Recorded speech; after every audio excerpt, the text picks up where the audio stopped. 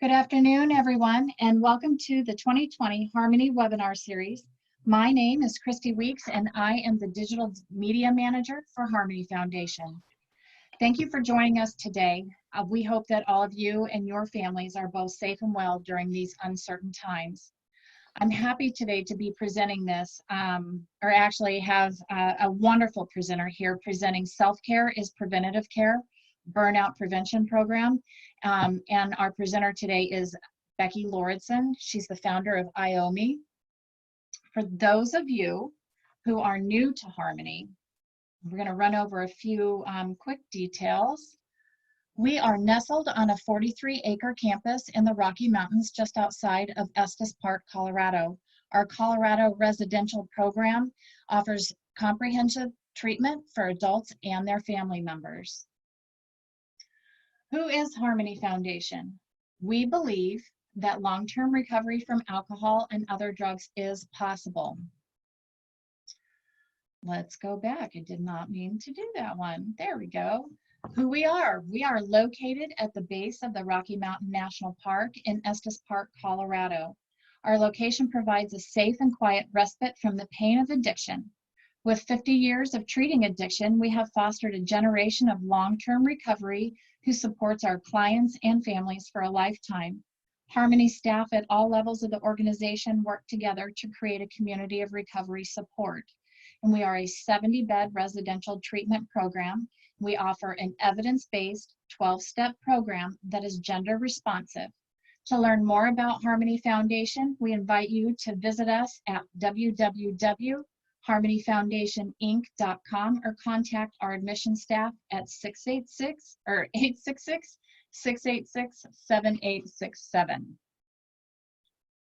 In response to the COVID-19 outbreak, Harmony Foundation will continue to serve clients and is taking new precautions to ensure staff and client safety. I don't want to read the whole list, they're all here, but important things for everyone to know is that all of our non-essential staff have been asked to shelter at home. Our direct service staff continue to provide treatment services. Group sizes are limited to 10 and under. All our outpatient services have been moved to virtual Zoom meetings. There is heightened and ongoing disinfection of all areas of the facilities and strict hand washing protocols as well. All on-campus alumni family refer outside. Volunteer visitation has been postponed until further notice. We do have a lot of virtual communication going on, so those things are still available. What we want everyone to know is that we are continuing to monitor the situation as everyone else is, with updates and guidelines provided by the CDC and the World Health Organization and Lerma County Public Health Environment. So if you have any questions or concerns or need additional information, please reach out to Gina Thorne. She is our Chief Marketing Officer. You can get her at gthorne@harmonyfoundationinc.com. Few little housekeeping items to keep in mind. At the end of this webinar, there will be an online evaluation sent out. Please, please, please take a moment to look at that and fill that out. We rely on your guys' input. We want to make this a webinar that continues to grow and addresses the topics that you would like to see.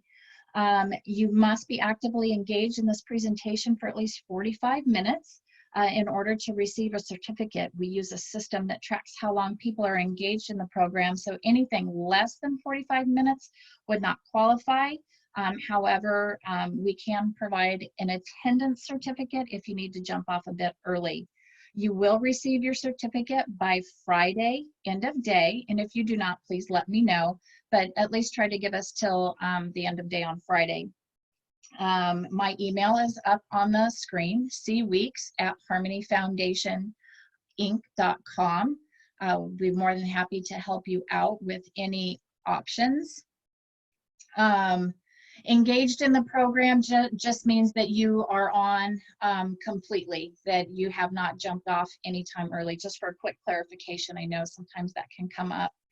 As we keep going here, let's see, we do record all of our webinars. This one is being recorded right now. It will be up on our website at the end of the day today, so you will still have access to it. There will also be a PDF located there that you will be able to download that Becky will jump into a little bit later on. And we will also be answering questions at the end of this presentation. So as you come up with your questions, please type them into the chat box, and I'll keep an eye on those, and we'll be sure to address as many of them as we can. So I would really like to thank Becky Lauridsen and IOME for their partnership. If you would like to learn more about them, here is their link to the website, www.iomenow.com. And with that being said, that is not what we need right there. This is the one I'm looking for. Here we go. I want to introduce Becky Lauridsen. She is a licensed professional counselor, and during her work with clients, it became alarmingly clear that men and women do not get enough self-care. And this is what led to Becky to create IOME. It's an IOME instead of an IOU, offering guilt-free care by partnering with local businesses to offer self-care services and/or products at a discount. Becky is crazy passionate about mental health and self-care and created IOME to be a comprehensive approach to meet all your needs and hold you accountable to those needs in order for you to truly experience overall wellness. Becky is a wife, mother of 2 beautiful girls, and loves the country lifestyle, living in a little town in northern Colorado with her horses and dirt roads. She has helped countless others reap the benefits from guilt-free self-care and invites you to do the same. So with all that being said, I would really like to turn this over to Becky and get this presentation started. So bear with me one moment. Perfect. Thank you so much, Christy. Can you hear me okay? I can. Let me get this. Can I go ahead and share mine? You can. Okay. There you go. Perfect. Can everybody see that? Christy, is that good? Absolutely. You can hear me? Beautiful. Yep. Okay. Well, thank you, everybody, and I hope everyone's having a great start to their afternoon, and I'm so grateful that you guys are participating here in this training today, and many of you are watching live, and I'm so grateful for that, and for those of you that watch the recording later, thank you, because I know our time is of value, and I want to just, I want to cherish your time as well. So I am excited to be able to be here to present on self-care and how we can take self-care in a preventative approach and how we can in fact prevent burnout. So we actually agreed upon doing this training several weeks ago, I believe now, before this pandemic really started to heighten. And so I'm actually going to be shifting a little bit of the topic from self-care in general to being more specific on how you can implement self-care during this critical time. So I hope that's okay with you, because I think that now is better than ever to really focus on that. And so, like Christy said, if at the end I hope to have time to answer questions, jump in there and ask them in the Q&A box there, and Christy will help to field some of those questions that don't get answered by the end of it. So I'm excited to be able to talk to you guys more about your specific questions. And if we don't get time to do that, then you will have my contact information. You can reach out directly. Grab a notebook and a pen. I know this will be recorded, but I would much rather make this more of a conversation that we're going to have together. Okay, I want you to be involved. I want you to be actively benefiting from this. And so grab a notepad and a pen, because I'm going to ask you to participate along the way, and that way you can get the most of it. So one of my quotes with self-care from IOME is, "You deserve the best because those you serve deserve the best of you, not what's left of you." And often I'll take that even further, that you deserve the best because those you love deserve the best of you as well. So before we jump into it, I'd like to introduce myself because I think knowing who you are hearing from is an important piece of how you receive the information. So first of all, like I said, thank you to Harmony Foundation and Christy for allowing me to present today. It is truly an honor. My name is Becky Lauridsen. I am a wife to a ridiculously handsome cowboy, mother of 2 girls. I have a daughter, Briar, who is almost 5, and Bristol, who is 15 months old. I am the founder of IOME. As Christy mentioned, I'm also a licensed professional counselor and trained in EMDR. We live here in northern Colorado, about an hour and a half north of Denver for those of you that are out of the state. We live on our 12-acre home, like Christy said, with our horses and a goat who thinks he's a dog, and we are surrounded by our dirt roads. And so I love this country lifestyle. And because this is a heavy topic that we're talking about today, I want to try to keep it as lighthearted as possible. So it's kind of fun if you guys wanted to share a little fun fact about yourselves, like I shared here that I am a world champion barrel racer back in my day. So it's kind of a fun fact about me. If you can imagine, I am a country girl. I'm proud of it. So I'd love for you to share some of those fun facts about yourselves. That's always fun. We need to have some fun these days, right? Okay, so I just wanted to tell you a little bit more about my background and my history. So that as you can see, this is my family. I'm so grateful for them. I competed on the rodeo team in Oklahoma and decided then to move on and get a master's degree because honestly, I just didn't know what else to do, right? I don't know if you guys can relate.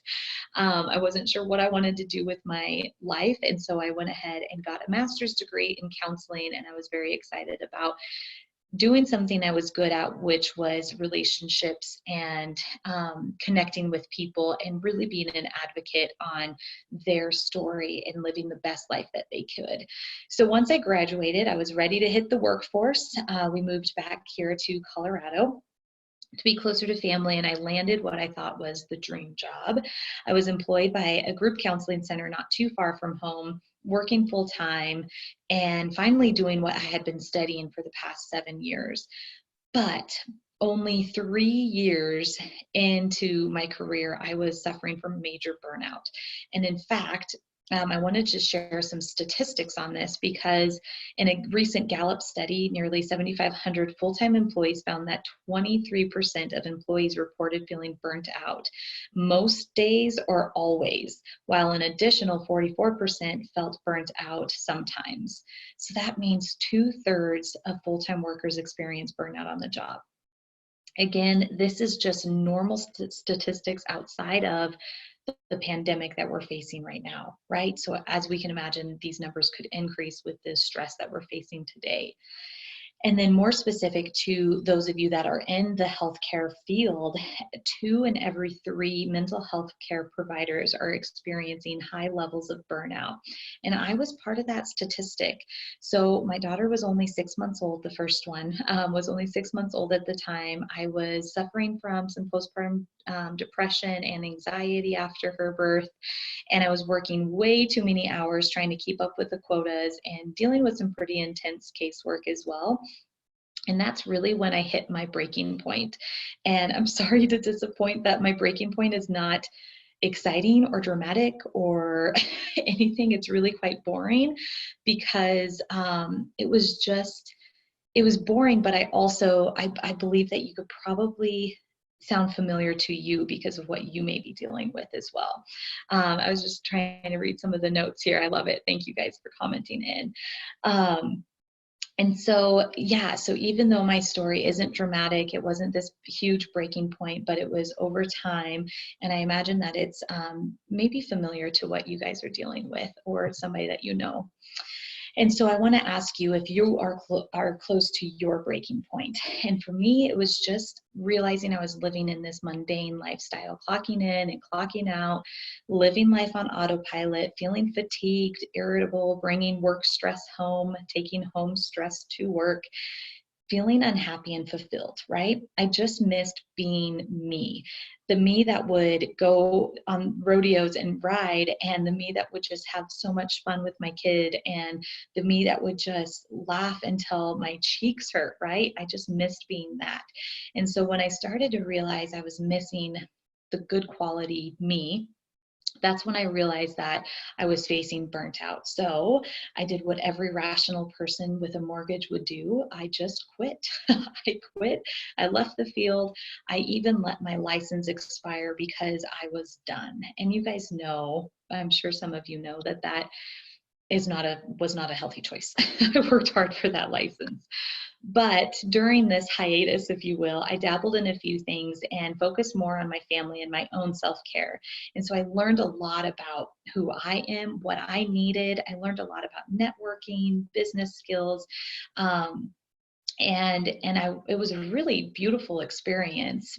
But while I was kind of on this hiatus, never thinking I wanted to do therapy again, I still had this bigger calling, right? And finally, about 2 years ago, I started to listen to it. And that is what led me to be in front of you guys today, is what led me to creating IOME. And just like what Christy had shared earlier, is I wanted it to be a self-care program. And so over and over again, and this is probably familiar to what you guys deal with as well, whether it was in my career as a therapist or in my other endeavors, I was alarmed at how many people were suffering from low self-esteem, past trauma, limiting beliefs, anxiety, depressive symptoms, self-sabotage, right? High stress. I mean, so many symptoms.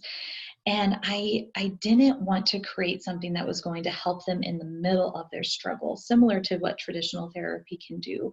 I wanted to create something that would prevent the struggle, which I believe that self-care can do. And so that's what leads me to be in front of you today. Yes, I'm going to talk to you about self-care and burnout reduction or prevention, but also I want to talk to you about what is some of the cause of burnout, which is going to be stress, which is going to be anxiety, fearful thinking, just some of those things, especially because we're faced with what we are today with this pandemic and the coronavirus. And I'm sure that's impacting you in some way or another. I think it would be safe to say that it is impacting every single one of us. And so that's kind of why this is going to take a little different approach, because I want to talk to you about what you're dealing with now today, which could cause burnout, right? So we're going to define your stress. So I think it's really critical that we take off our therapy hat, we take off our clinical hat, we take off that hat, and we just be present in ourselves. Okay. You as the individual, I want you to start to think about this. The rest of this conversation is going to be about you and what you need and what you are dealing with personally. Okay. Not what your clients are, not what your family members are, not what your coworkers are, but what you are dealing with. Okay, is that fair? Can we do that? We're going to talk about the symptoms of stress. We're going to talk about the progression of reaction. We're going to talk about triggers, right? We both have negative and positive triggers. We're going to obviously talk about self-care because that is my soapbox. And then mental health is my other soapbox. So of course, we're going to have to dive in deeper to that. We're going to identify coping skills, and we're actually going to create a safety plan based on your emotional regulation. And I know that most of you are going to be very familiar with these things, but again, I'm going to be challenging you to think of them for yourself. And I think that's where the difference is today. Okay. Okay. So definition of stress is a state of mental or emotional strain or tension resulting from adverse or very demanding circumstances. I'm pretty sure we're all dealing with that right now. Right. I think stress is one of those things that can be real or imagined, right? It can be a real challenge, it can be an imagined challenge, and I believe that we're dealing with both of those today. And so people often use this word stress interchangeably with anxiety, fearful, nervousness, feeling overwhelmed, panic, stress out. So we're going to kind of just summarize all of these different negative emotions into stress. Does that sound all right? It's a feeling that people have when they are struggling to cope with challenges that are related to finances, work, relationships, the environment, other situations, people. And I believe that most of us are actually being faced with challenges in each and every one of these categories. Our finances are being challenged because of our work situations or our loved ones. Our work is changing, right? Working from home, doing virtual sessions, or not being able to work. Relationships are being affected. Kiddos, schools, environment. I mean, so many different things. So I think that we are definitely facing adverse or demanding circumstances. Yes, I definitely want to make sure that you guys know I'm not a medical provider here. I'm not going to be talking about the coronavirus in detail. I'm not going to be talking about what we are dealing with, but instead, how can we deal with this? Okay, so I think it's critical that you recognize that you recognize the facts and that the facts are greater than the fears. And then I want you to take a deep breath right now. Right? And just start to recognize, how is this impacting you? How is this impacting the ones that you love the most? How is this impacting your job, your relationships? Right? Just like I've said, even on a regular day, our lives are impacted, and the line of work that we do is going to be impacted. But I want to take it further and really address what's going on right now with the COVID-19 and this pandemic that we're facing. So the next question I have for you, and I want you to jot this down, and we're not going to have all the time in the world to be able to process this together, but take some time after this training, or maybe tonight before bed, or whatever the case, and really answer these questions, okay? So I want you to think back to a moment when you've experienced stress before, okay? And by stress, I mean anxiety, fear, sadness, depression, whatever that feeling is, okay? How did you handle it? How did it impact you, your work, your loved ones? I think self-awareness is going to be critical to the training that we're doing today, and critical to the work that we are able to do, is knowing how stress affects us. And we're actually going to do a worksheet at the end that's going to help answer this question as well. So like I said, take some time and really reflect on this question, and jot down some thoughts right now that can be, you can go into more details later when you have more time. Asking yourself what worked, and sometimes more importantly, what didn't work, right? And so that way you know, okay, I'm not going to try that again. Didn't work for me the last time, need to do something this time, okay? So then there's going to be 3 types of symptoms related to this negative emotion, this example being stress, okay? So as you reflect back on the past stress and current stress, I want you to start to become familiar with your symptoms, okay? So we have the physical symptoms, the emotional, and the behavioral. And I think it's really important that we recognize all 3, and especially know what you default to personally. So some of the physical examples would be shortness of breath, sweating, fatigue, heart pounding, physically feeling ill, right? Physically feeling sick.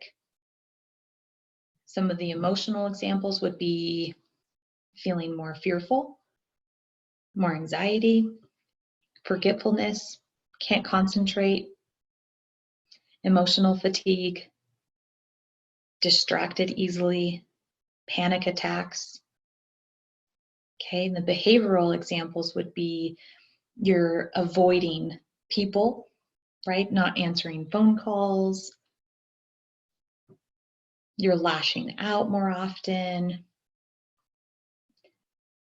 You may be self-medicating, right? We're turning to alcohol, smoking, turning to comfort foods, right? Me personally, I know that this is a big one. Like, I have been struggling lately because I've just wanted to get that quick fix from the comfort food, if you will, from the glass of wine, right?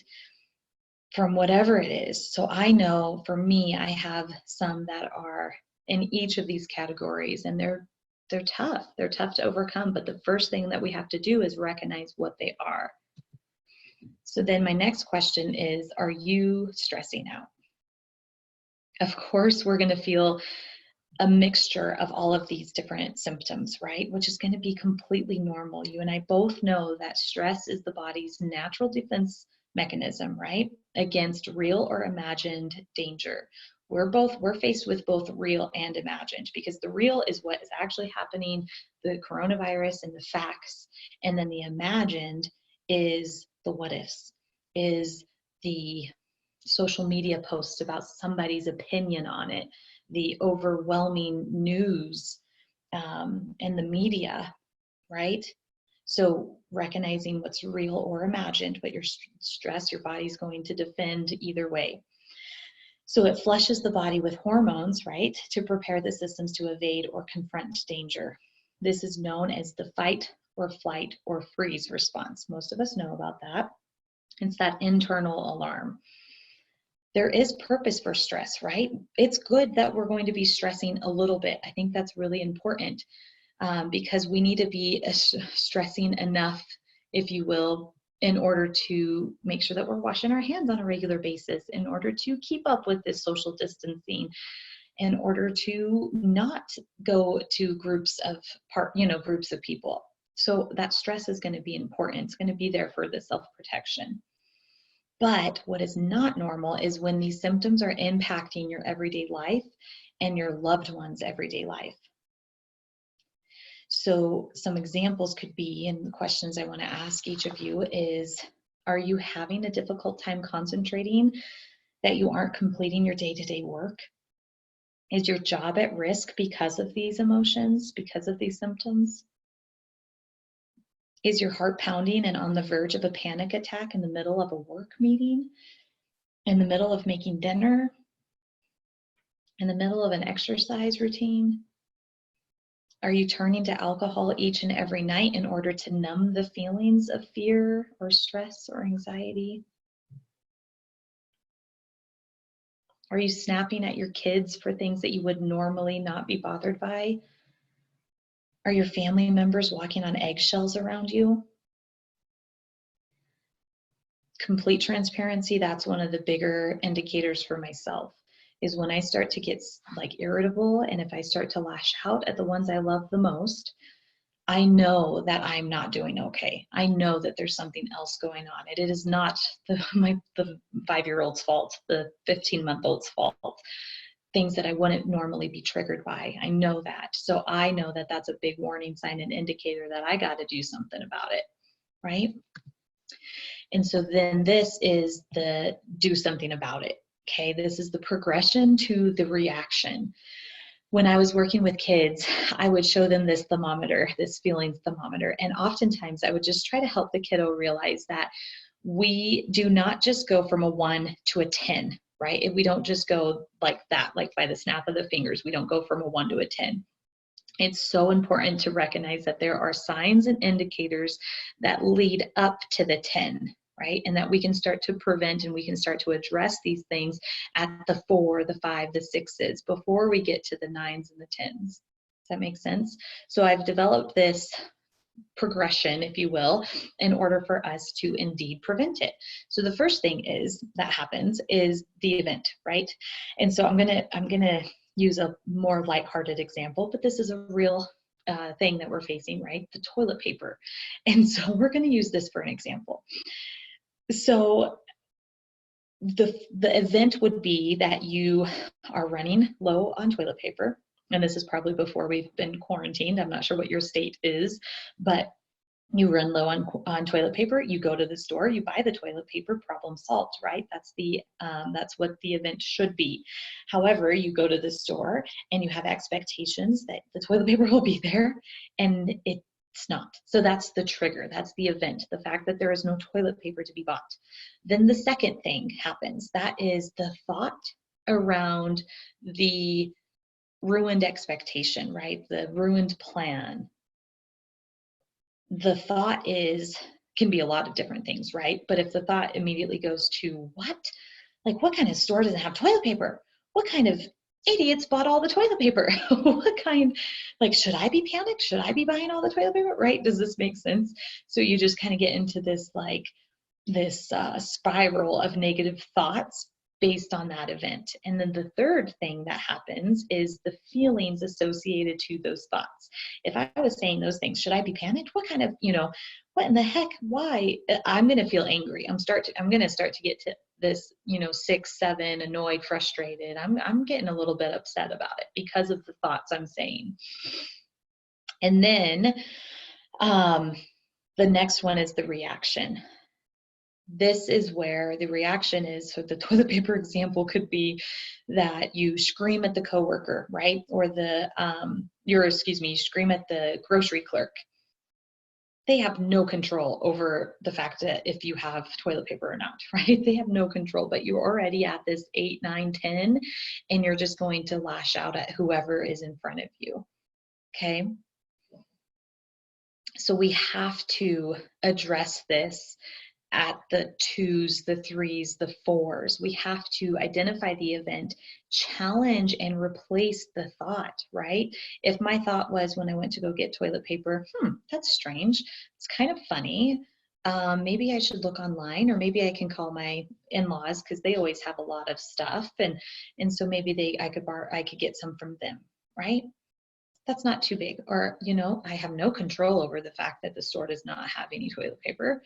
So I should probably not let this bother me. I should go to plan B. Does that make sense, guys? So you can stop the negative thought and replace it with the positive, right? The rational thought. Okay. Ask questions and I can go back on that if you need me to. So then the next critical piece of this puzzle is this question. What do you have control over? And probably more importantly, what do you not have control over? So even if you guys wanted to jump in and just share some thoughts on this, or in your own notebook, you're writing this down. What do you not have control over? We do not have control if the stores have toilet paper, right? We don't have control over what the government decides to do. We don't have control over if other people are choosing not to quarantine. We don't have control over whether our clients are doing something in particular. We don't have control over what the response is from other people based on their own fears. But we do have control over our own reaction to what the government decides, our own reaction to what other people choose, our own decisions on how to social distance, right? How to practice that. Yes. You do have control over your own thoughts. I know that one seems like a daunting one, but we do have control over it. It takes practice, but we do. You're right, we do not have control over if our coworkers are washing their hands, but you do have control over if you are. And I think the biggest thing here is you do not have control over what other people's choices are, but you do have control over how you allow that to affect you. Okay? So make sure you're asking yourself that on a regular basis. Okay, so then I think we've all heard the word trigger before. I was triggered by this, or that was such a trigger to me, whatever, right? Usually it's the notion is the negative triggers, right? It's a bad thing. But I want to make sure that you realize that there's a positive trigger within it as well, that we have both, that we have a negative trigger and a positive trigger. And so I would love for you guys to share if you have some. But weather, for example, if it's a cloudy, snowy day, we live here in northern Colorado, it could be 65 one day, and the next day it could be -10 and a blizzard. So the windy, snowy, cold days is a negative trigger for me. I just know that I am going to be a little bit more irritable that day. Okay, a negative trigger is what other people are doing, like the government choices and things like that. That can be a negative trigger. Unhealthy friends and family. If I have somebody that's going to be a negative person, right? They're going to consistently complain. That's a negative trigger for me. Also, a positive trigger is the weather, right? So if the sun is shining, that's a good thing for me. Music, right? Being around people that are like-minded, people that will lift me up. And I think it's incredibly important to recognize that some of these we do not have control over and some of them we do. Weather, let's be clear, I don't have control over that, right? We all know that. But I do have a choice in recognizing that it's going to be a negative trigger or a positive trigger.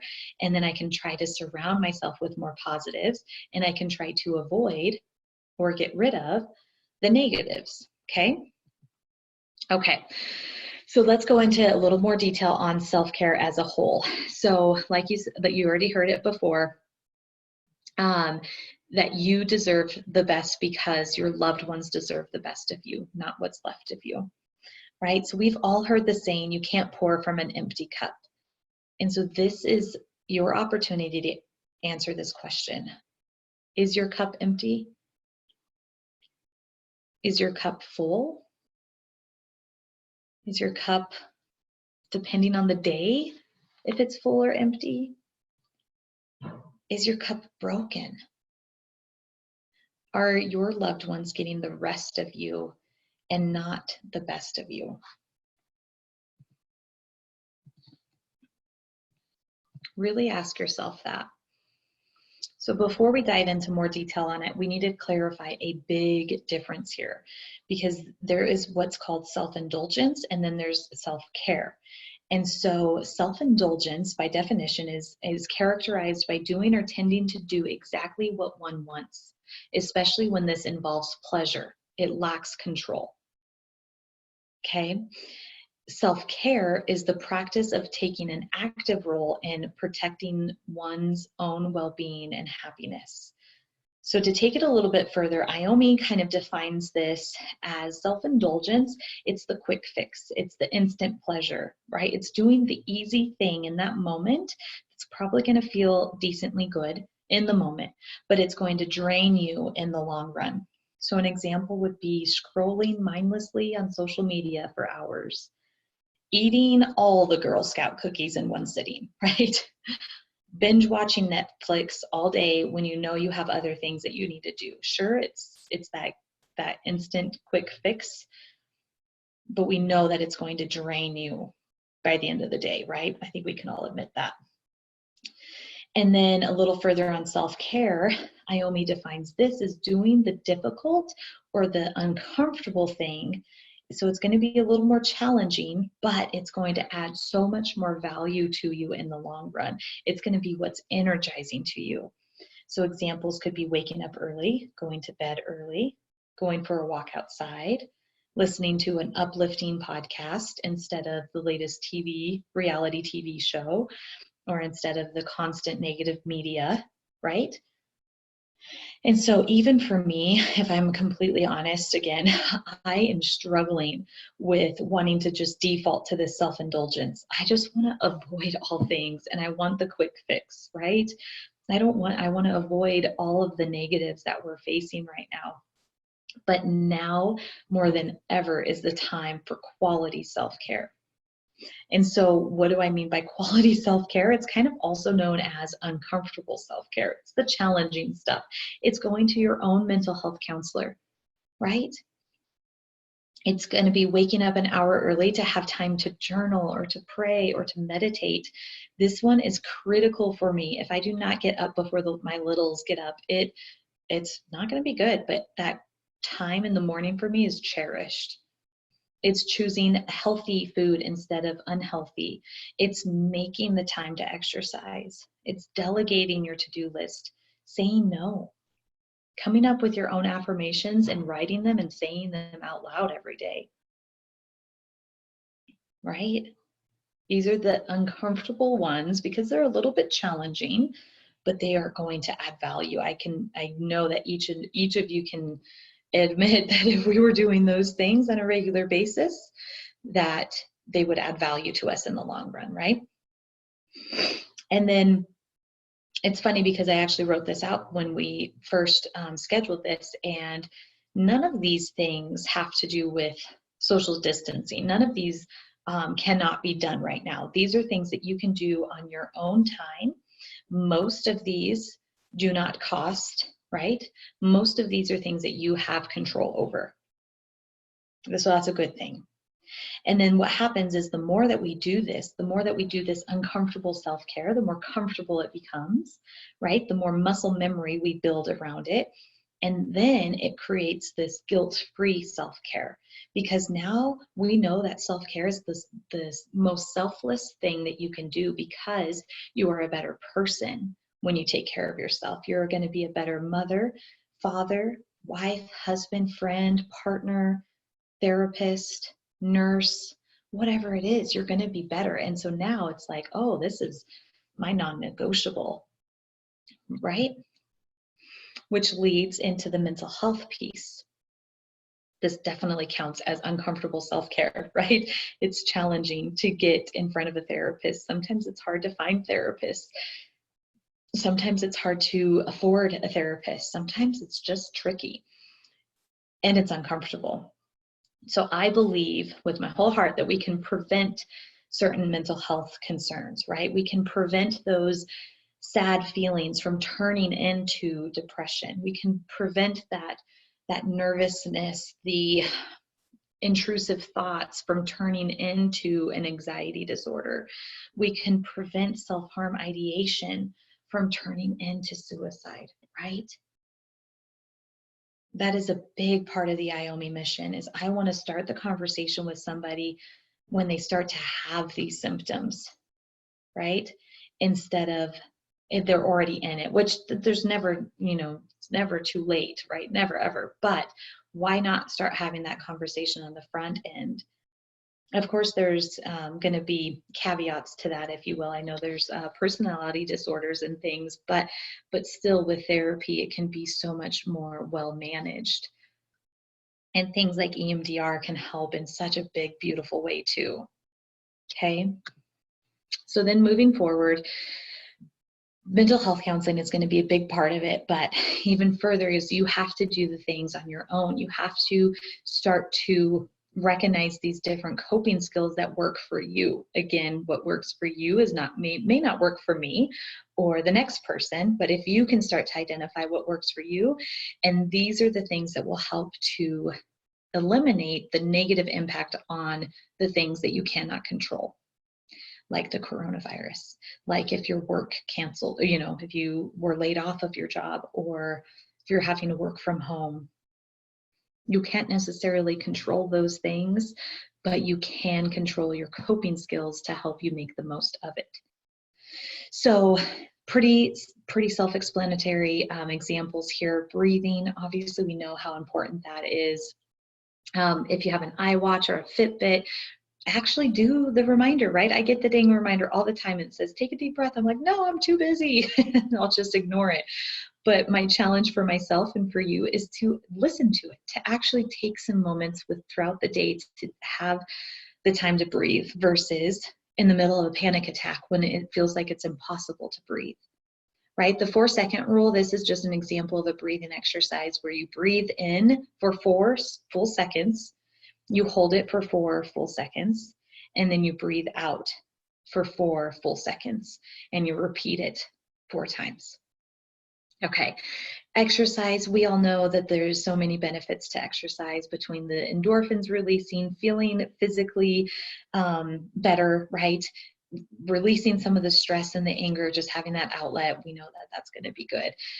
Knowing that self-awareness on what your nutrition should look like, eating the things that will fuel you, not the things that make you feel sick, right?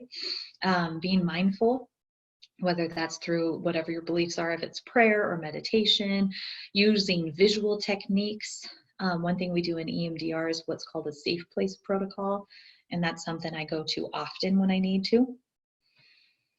Okay, and then what are you doing? What kind of information are you intaking every day, right? What's coming in at you?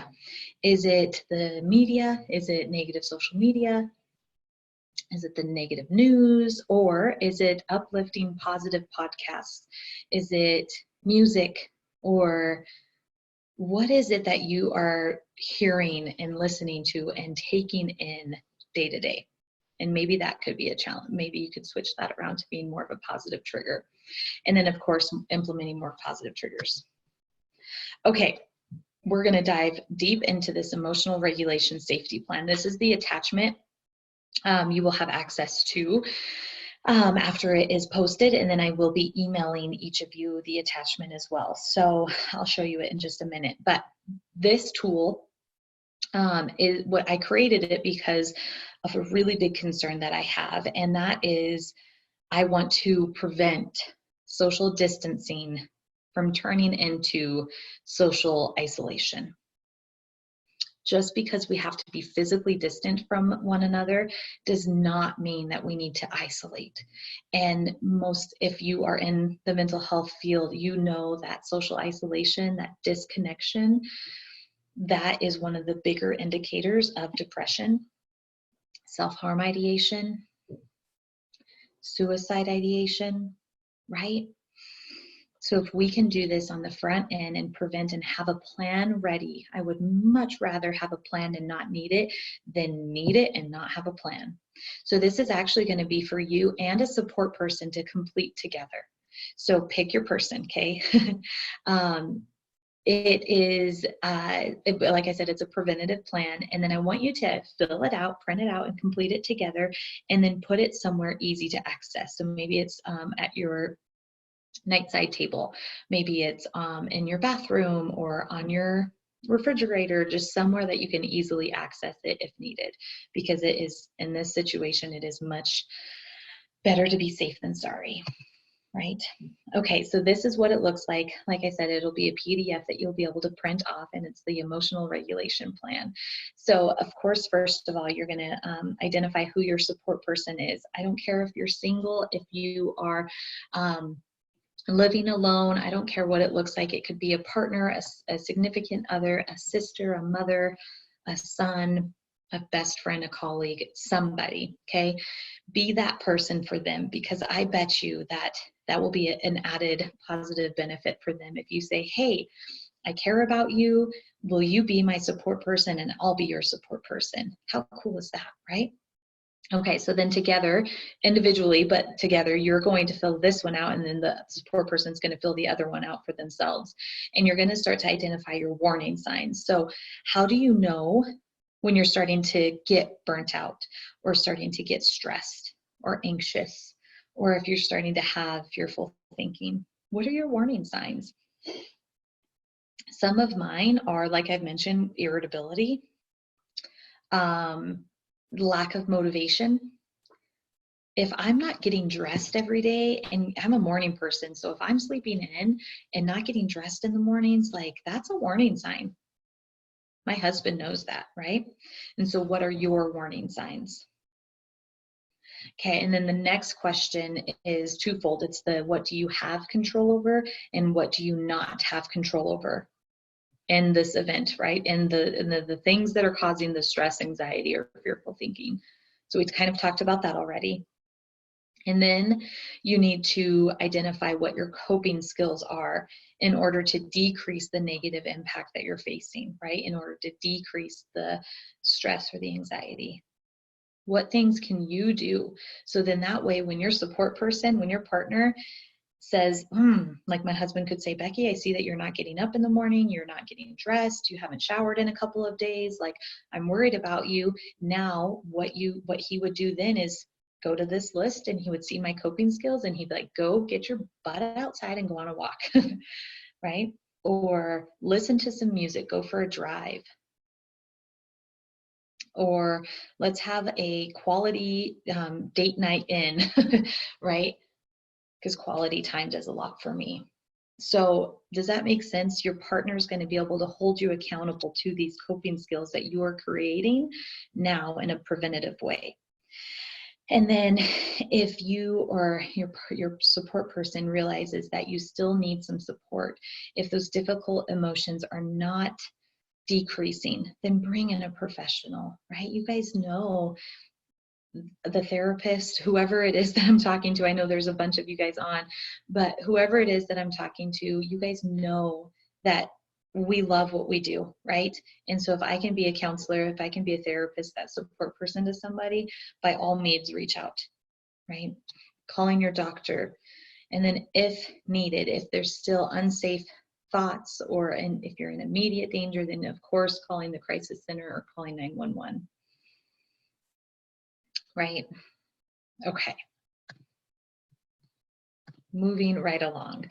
So as we just get close to wrapping up here, I want to challenge each of you. I want to give you some homework, if you will. I've given you a lot of homework, actually. You still have to complete that thing.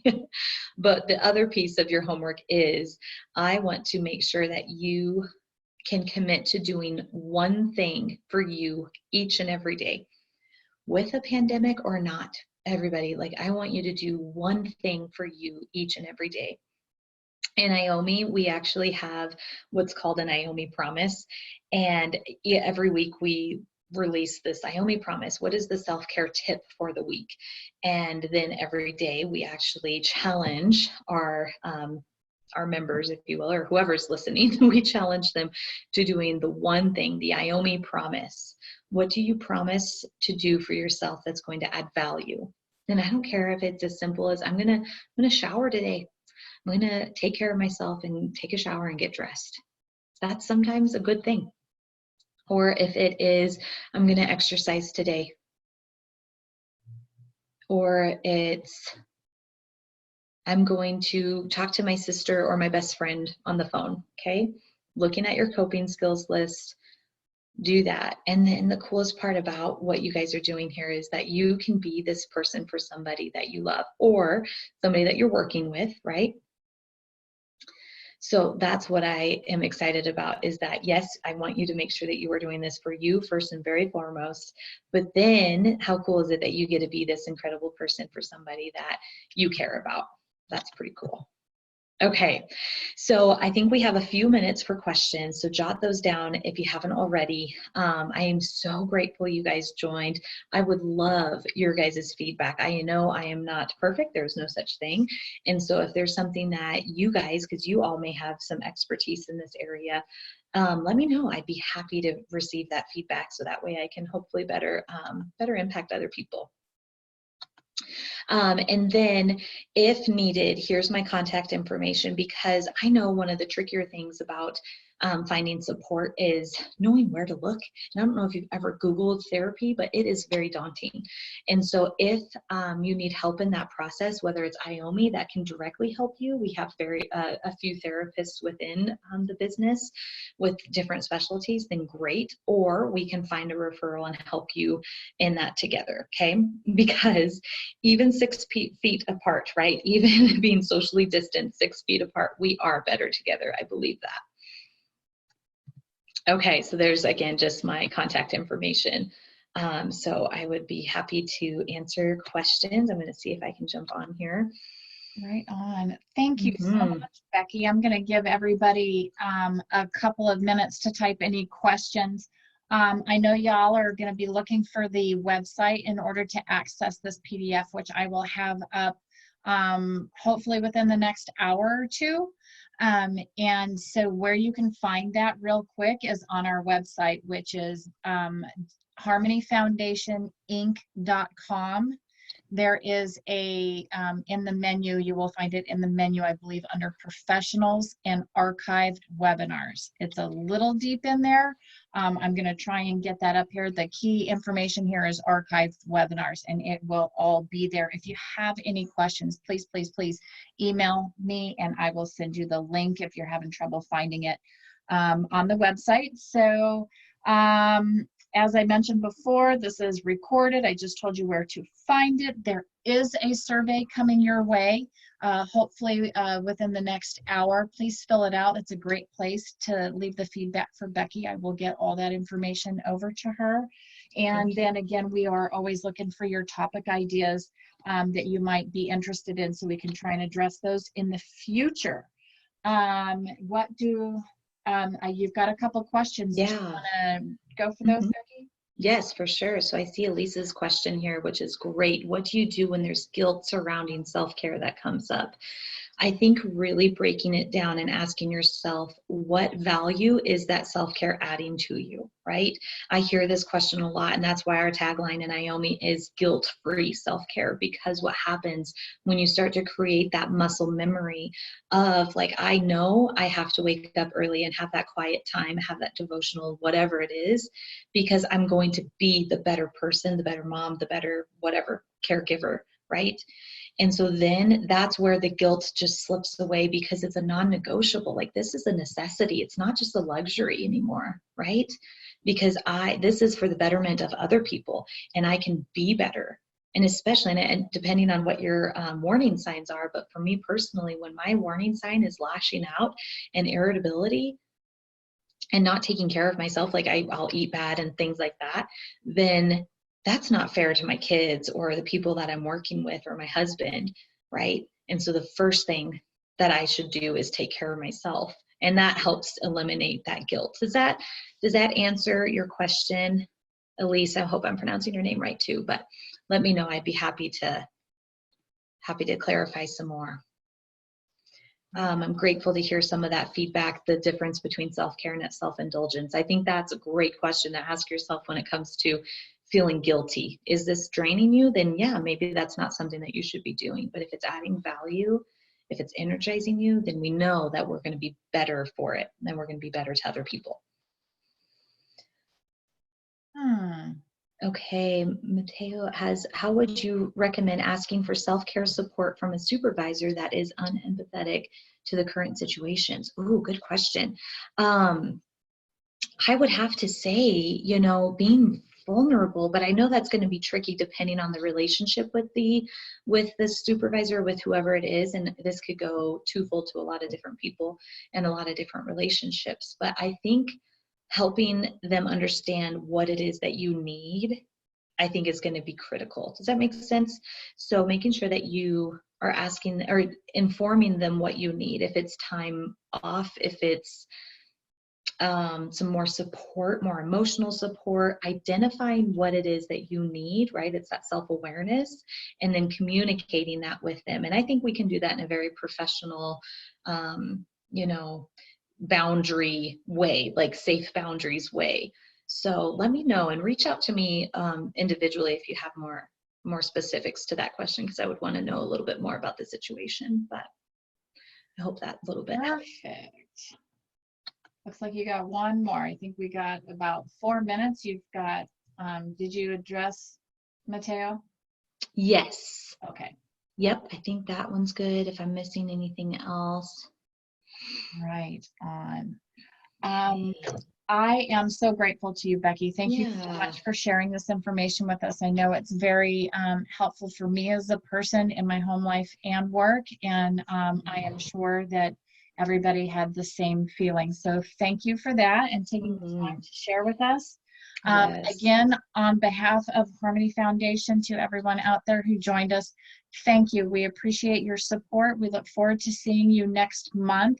An email will be coming out shortly, I would say within the next week. So keep an eye out for that. And if you have any questions, feel free to reach out to me.